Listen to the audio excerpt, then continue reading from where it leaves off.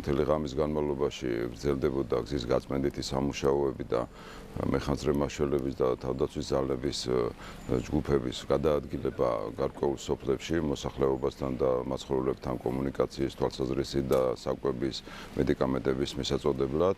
Ამ დროისთვის მეხანძრე მაშველთა რიცხვი 650-ით არის წარმოდგენილი დასავლეთ საქართველოში სტიქიასთან დაკავშირებით სალიკვიდაციო სამუშაოებში.